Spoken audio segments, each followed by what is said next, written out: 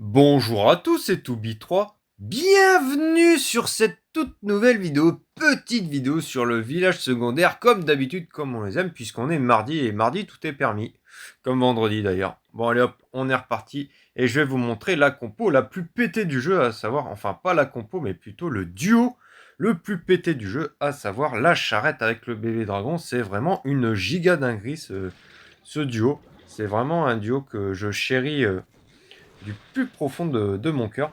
Et donc du coup on est parti sur cette première attaque. J'avais une bonne idée. Donc déjà la charrette à gauche pour enlever des bâtiments un peu compromettants. Je mets mon écho en haut pour générer sa capacité. Je me fais tirer par deux tours d'archère. Donc du coup je vais pas tarder à déployer un bébé dragon. Voilà. Hop. Capacité de celui au nord. Et puis la capacité du deuxième. J'attends de plus pénétrer dans la base. Hop. L'archère dévie légèrement mon bébé dragon. Et seulement maintenant j'active la capa, du coup il reste plus rien sur la base. Là le dernier bébé dragon, j'ai complètement troll, j'aurais jamais dû le mettre comme ça. Et là le PK en fin d'attaque pour avoir la tour d'archère. J'ai dû mettre sa capacité pour gérer le poste de garde. Et là on a un fin d'attaque, ouais je suis pas très fier. En fait l'idée de la strat était bonne, mais c'est juste son exécution au niveau du dernier bébé dragon que j'ai lancé qui a atterri quelque part ici. Et donc du coup ça s'est pas avéré être une bonne idée.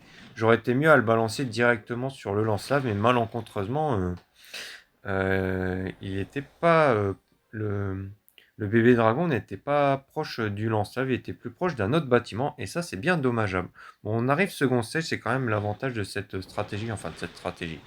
C'est une variante en fait à la stratégie une charrette 5 bébés dragons. Sauf que là on a bien évidemment un PK à la place du bébé dragon. Et du coup, c'est que c'est une compo extrêmement forte. Et donc du coup on a peu de chances de fail au premier stage. Mais en contrepartie on peut passer le premier stage avec uniquement une charrette. Et c'est un petit peu chaud dans ce cas-là pour perf. Heureusement j'ai pas pris de trappe au niveau de mes trois charrettes. Et donc du coup je vais pouvoir avancer profondément dans la base. Et puis ça va régaler. Hop, il y a juste le double canon qui saoule un peu et qui est bien protégé au cœur de la base avec les murs tout autour, mais on a quand même roulé sur la base. Il nous reste nos trois charrettes, et ça, bien évidemment, comme très souvent, ça fait extrêmement plaisir.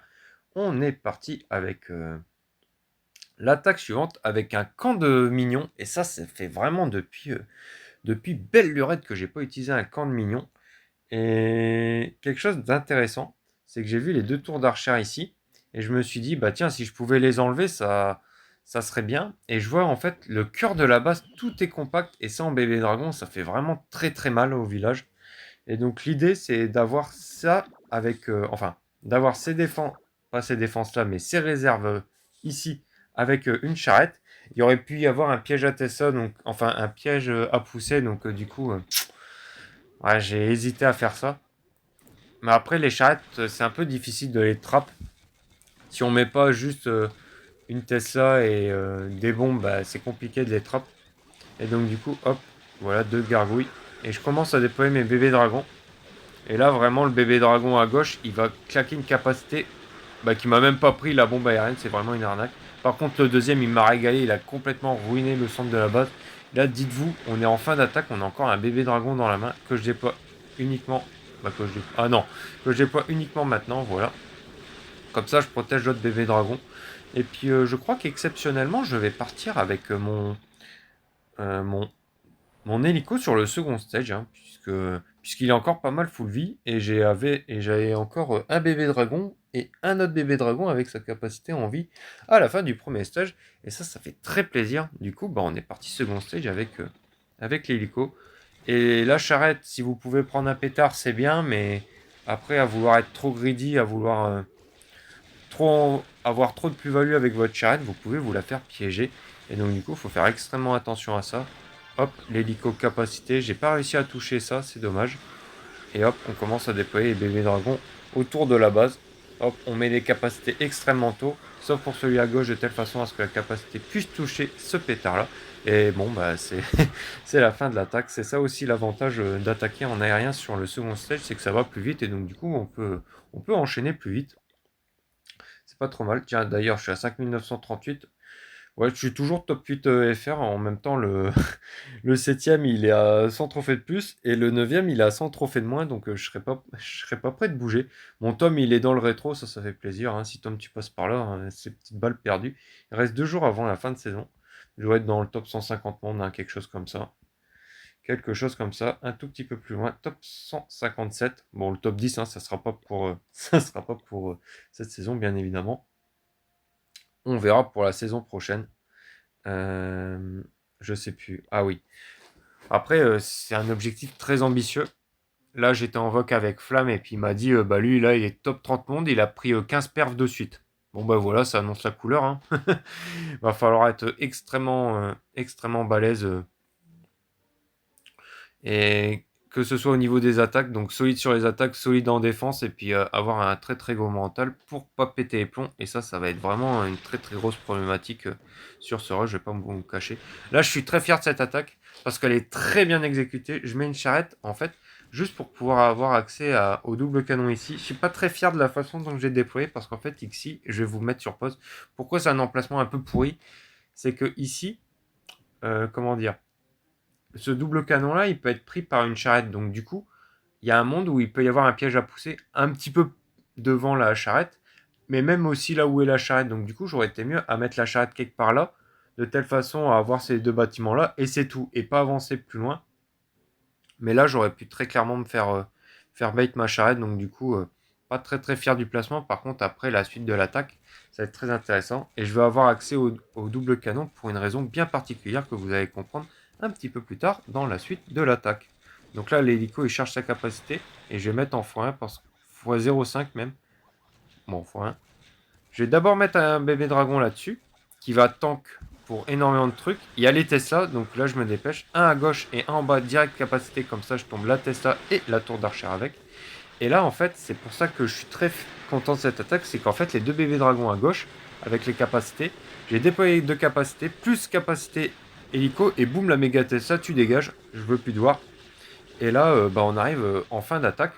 Et il n'y a plus rien qui gêne la charrette, ça c'est bien. Et on a encore un bébé dragon dans la main tellement qu'on a bien géré le truc. Avant, ce que je faisais, c'est que j'attaquais entre guillemets comme un idiot. Je mettais un bébé dragon là-dessus. Mais en fait, bah, il crevait très rapidement avec ça. Et en fait, bah, tout simplement, il avait zéro plus-value. Ok, il a tombé l'HDV, je suis sûr de faire 2 étoiles, mais c'est tout quoi. Et donc, du coup, bah, je préfère le garder dans la main. Et puis, potentiellement, l'utiliser l'utiliser au second stage, ou alors changer et mettre une autre troupe. Et ça, c'est très intéressant. Donc, du coup, on passe très, très, très facilement ce premier stage. Vraiment, les attaques, mis à part la toute première que je vous ai montrée, qui était un petit peu frauduleuse par rapport au déploiement du dernier bébé dragon, là, quand même, ça se passe extrêmement bien. Alors, du coup, j'ai pu switcher, j'ai pu enlever le bébé dragon et j'ai mis une charrette à la place et on repart avec la compo traditionnelle du triple charrette avec un camp de barbare. Et là, j'ai été un petit peu idiot parce que là, il y avait des bombes ici quand j'ai mis mon barbare. Donc, je savais pertinemment que la Tesla était pas loin. Quand il y a les bombes au second stage, c'est qu'il y a la Tesla pas loin pour piéger une charrette. Et je me suis, entre guillemets, fait piéger ma charrette quand même. J'ai avancé. Et là, j'ai eu peur, je sais pas pourquoi. Enfin, je sais pas pourquoi. C'est un réflexe de remettre sa charrette comme ça quand il y a un problème. C'est pas un bon réflexe. Mais quasiment tous les joueurs MDO le font. Et il fallait pas faire ça, il fallait juste la lancer et pas la laisser en mode. Et pas la switcher en mode mortier pour anéantir la Tesla. Bon, ça n'a pas été préjudiciable pour la fin d'attaque. Et de toute façon, même si je perdais ma charrette, j'étais tellement large que j'aurais quand même poutré le village. Hop, on est parti sur Back, Backstior. Ouais, celui-là, c'est pas la première fois que je le vois. Et ça, c'est une base un peu méta. Fury, il aime bien l'attaquer en. Comment ça s'appelle? En bébé dragon, en double bébé dragon, double PK et double sorcière. Donc c'est vraiment une compo extrêmement belle. Mais nous on s'embête pas, hein. La MDO, le jour où je réfléchirai sur la MDO, non mais en fait le problème quand vous utilisez des stratégies qui sortent de votre range de compétences entre guillemets, c'est que vous avez plus de chances de fail, et donc du coup plus de chances de fail égale plus de chances de péter les plombs, et c'est un cercle vicieux, égale plus de chances de fail, etc. Donc du coup je repars sur la classique, charrette et 5 bébés dragons. Et donc du coup là en haut l'hélico il a une plus-value exceptionnelle. Et là la charrette elle a une plus-value exceptionnelle. Je vais pouvoir directement balancer un bébé dragon là-dessus. Et ça va pouvoir toucher énormément de choses très intéressantes. Je vais pouvoir mettre un bébé dragon directement là-dessus. Donc 2 bébés dragons de qualité. Hop, capacité, voilà. Très important, la capacité du premier bébé dragon, je la mets un petit peu avant de toucher, d'arriver sur l'arc X, comme ça touche les deux bâtiments juste à côté, alors que si j'attends le dernier moment, ça touche pas les derniers bâtiments. Ça c'était un piège à PK. Hop, petit bébé dragon en haut, en bas pour avoir la tour d'archer, et là j'ai fait très attention. Bon là j'ai claqué la capacité, mais j'ai joué le dernier bébé dragon pour avoir le lance-lave. C'était pas obligatoire étant donné qu'il y avait l'hélico, mais bon, c'est pas grave. Là, ça passe vraiment très large. C'est vraiment une attaque Peggy 18. Hein. C'est vraiment un truc de fou. Hop, on passe second stage. Et je crois que j'ai encore attaqué en aérien. Ou peut-être pas sur ce stage-là. Non. J'ai attaqué en terrestre. Mais en fait, j'ai profité du fait que j'avais un bébé dragon pour faire comme si j'avais une charrette en plus. Hop, petit barbare pour déblayer. Et en fait, les barbares, ils ont pris l'HDV. J'étais un peu pris de court. Hop, on met la capacité bébé dragon. Et comme ça, on peut annuler tous les appis. Là, on est très bien. Hein, c'est comme d'habitude. Hein, de toute façon, le second stage, je suis pas sûr qu'il y en avait un qui différait de celui-là. C'est vraiment tout le temps le même. Et c'est vraiment tout le temps la même attaque que je propose sur le second stage. Donc, du coup, c'est vraiment pas très intéressant. On va même mettre en x4 hein, tellement qu'on s'ennuie. Hop, de toute façon, je roule sur sa base et je vais chercher le 6 étoiles. C'est tout ce qui m'apporte. Ah, on arrive sur la plus belle attaque de cette vidéo parce que là, j'ai utilisé mon gros cerveau. Ouais, j'ai dit, j'ai dit il y a 2 secondes que j'utilisais pas mon cerveau et là, en fait, je vous dis que j'utilise mon gros cerveau. Alors, qu'est-ce que je vois sur la base? Déjà, il y a un truc très intéressant. C'est qu'il y a Lance-Lave qui est un petit peu tout seul là-haut, dans le sens où toutes les défenses qui sont embêtantes pour les charrettes, elles sont ici. Donc du coup, on peut faire la strat. On met 2 capacités bébé dragon là-dessus, et puis on essaye de faire le tour avec nos 3 charrettes, les 2 bébés dragons qu'on utilise là, et puis un camp de barbares pour voir s'il n'y a pas des pièges pour les charrettes. Sauf que le problème, c'est qu'en fait, là, c'est tellement, entre guillemets, obvious, tellement gros comme une baraque qu'on peut jouer cette stratégie que bah, il y a des chances qu'elle soit bait. Et donc du coup, je suis parti sur autre chose. En fait, j'ai vu que le lance-lave, bah, il protégeait pas la bombe aérienne. Problème, il y a le poste de garde, une tour d'archer, 2 tours d'archer qui protègent ça. Donc du coup, ça semble inatteignable. Et je me dis, bah, si je prends comme souvent 2 barbares, non, 2 charrettes avec un camp de barbares, bah, jamais je vais pouvoir atteindre ça en tombant ça, ça et ça. Donc du coup, j'ai une autre idée. Je suis parti sur 2 PK et une charrette. Alors, un PK, ça aurait pas suffi, donc du coup, je me dis, bah, je vais en mettre 2. Et là, autant je suis fier de la stratégie, autant l'exécution un peu moins, je me suis fait un petit peu avoir. Donc là, je mets mes 2 PK, je vais mettre en x1. Et là, je me suis fait un petit peu avoir, c'est qu'il y a eu un alignement suspect. Et donc du coup, boum, je me prends des coups. Et vraiment, j'aurais pu en prendre plus qu'un seul. J'ai vraiment eu du bol, j'aurais dû faire mieux que ça, entre guillemets. Et donc du coup là mes 2 PK, bah 2 PK c'est quand même très fort. Et ça va chercher jusqu'à la deuxième tour d'archer. C'était un peu l'objectif du truc. Hein. Et on va pouvoir aller chercher tranquillement la bombe aérienne qui est une défense extrêmement compromettante pour l'aérien bien sûr. Et on va faire aussi un énorme funnel dans la base hein, parce qu'on a quand même utilisé 3 camps, la moitié de nos camps, juste pour aller chercher une bombe aérienne. Et aussi bon 2 tours d'archer et puis le poste de garde. Et donc du coup là, en fait, avec un bébé dragon que je déploie ici, je vais pouvoir avoir ça. Et après, je vais pouvoir mettre une capacité qui me prend tout ça. Et très honnêtement, ça va faire très mal. Hop, l'hélico qui tank un peu. Je le fais tanker parce que si jamais il meurt, bah c'est pas grave. Enfin, c'est pas grave. S'il meurt sur le premier stage, on s'en fout. Hein. On est... Normalement, je le réutilise pas second stage. Je préfère utiliser le héros terrestre. Mais là, je vais y réfléchir parce que quand même j'ai une charrette en vie, 2 bébés dragons full vie, ainsi que l'hélico full vie. Donc du coup, bah, je vais changer mon fusil d'épaule, surtout qu'en fait, je vois que je peux avoir ça complètement gratuit avec un hélico. Ah ben, j'ai été mauvaise langue. J'ai dit sur le quatrième replay que je vous ai montré que c'était toujours les mêmes second stage. Et puis là, on peut voir qu'il y a un second stage qui est complètement différent. Et ça fait plaisir. Et surtout qu'il est nul. Donc bon. De toute façon, même si ça avait été le second stage habituel, j'aurais quand même roulé sur sa base. Mais là, ça va être encore plus le cas, étant donné que la base, elle est un petit peu suspecte. Hop, je mets mon bébé dragon ici. Pas de bol, je me tape la Tessa. Ça, c'est vraiment pas de bol. Après, on s'en fout. Je fais un peu du déblayage avec les bébés dragons qui n'ont pas leur capacité et les bébés dragons qui ont leur capa.